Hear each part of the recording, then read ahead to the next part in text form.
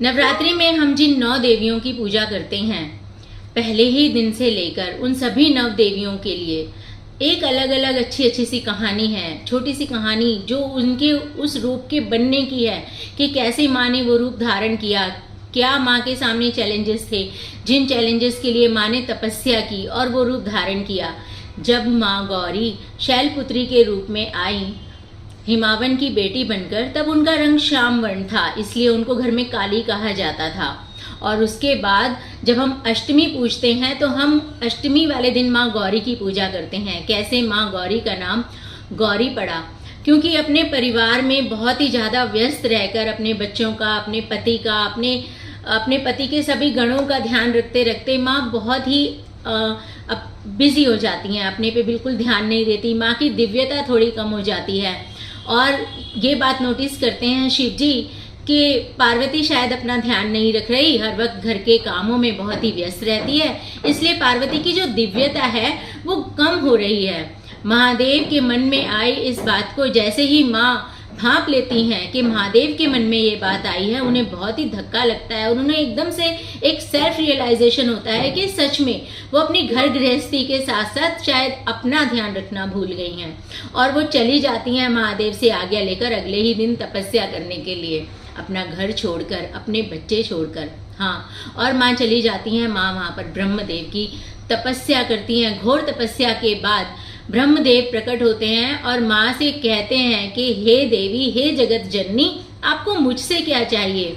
तो जगत जननी माँ उनसे अपना नया रूप मांगती हैं, जो कि बचपन में श्याम वर्ण था, लेकिन अब ब्रह्मा उनको बहुत ही अलौकिक रूप प्रदान करते हैं। अलौकिक रूप के साथ ब्रह्मदेव उनको उनका प्रिय सिंह भी प्रदान करते हैं, और माँ अपने सिंह पर सवार होकर, जिसका नाम है सोम नंदी, अपने घर पधारती हैं।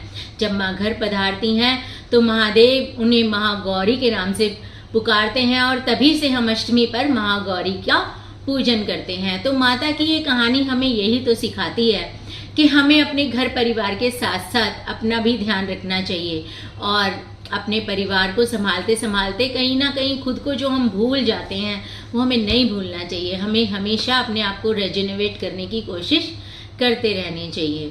तो कितनी अच्छी माँ की ये छोटी सी कहानी है। माँ के हर रूप हमें कुछ ना कुछ सिखाता है। बहुत ही प्यारे हैं ये 9 दिन जब हम माँ को भजेंगे। इन 9 दिनों में हम पहले दिन माँ शैलपुत्री की पूजा करेंगे। इसका मंत्र है ह्रीं शैलपुत्रे नमः। फिर अगले दिन जब हम माँ ब्रह्मचारिणी की पूजा करेंगे, और ह्रीं श्रीं अंबिकाय नमः माँ ब्रह्मचारिणी का मंत्र है। फिर इसके अगले दिन हम माँ चंद्रघंटा की पूजा करेंगे, और माँ चंद्रघंटा का मंत्र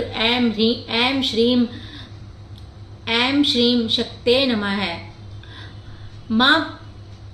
माँ जो शैलपुत्री है, इनका नाम पड़ा हिमावन की पुत्री होने की वजह से। माँ जो ब्रह्मचारिणी है, ब्रह्मचारिणी के रूप में माँ ने घोर तपस्या की शिव जी से विवाह करने के लिए, और शिव जी भी चाहते थे कि माँ तपस्या करे और अपनी सारी जो शक्तियाँ हैं उनको एकत्रित कर ले, उनको अपने अंदर समा ले, और उन शक्तियों के कारण माँ की दृढ़ शक्ति भी इतनी मजबूत हो जाए कि जैसे पिछले जन्म में सती के रूप में उन्होंने आत्मदाह किया अपने पिता की बातों से रुष्ट होकर, अब ऐसा कुछ भी ना हो। अब माँ अपने मन से भी पूरी तरह से स्ट्रांग हो जाए, इसलिए शिव जी चाहते थे कि माँ तपस्या करके पहले अपनी शक्ति रूप को सिद्ध करे, शक्ति रूप को सार्थक करे, उसके बाद ही शिव जी उनसे विवाह करें। और जब शिव जी का विवाह हो जाता है तो क्योंकि शिव जी का विवाह चाहते ही नहीं थे कि राक्षस हों, और वो जैसे ही अपने घर जाती हैं माँ, तो वहाँ पर राक्षस उनके ऊपर हमला करना चाहते हैं। लेकिन माँ वहाँ जाकर जब अपने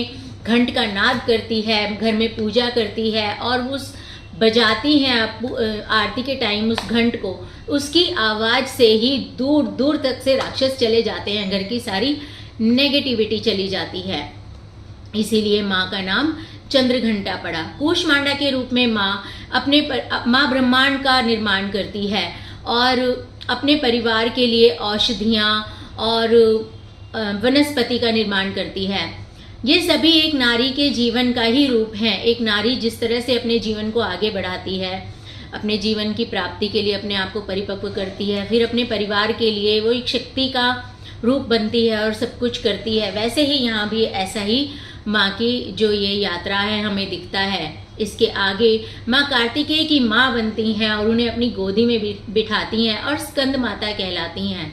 लेकिन उसके बाद महिषासुर का आतंक इस तरह से बढ़ता चला जाता है कि माँ सह नहीं पाती है और माँ तब फिर निकल जाती है घर से उस महिषासुर को किसी तरह से निपटाने के लिए। और लेकिन इसके लिए माँ करती हैं घोर तपस्या, और यहाँ ऋषि कात्यायन करते हैं घोर तपस्या माँ को अपनी पुत्री रूप में पाने के लिए।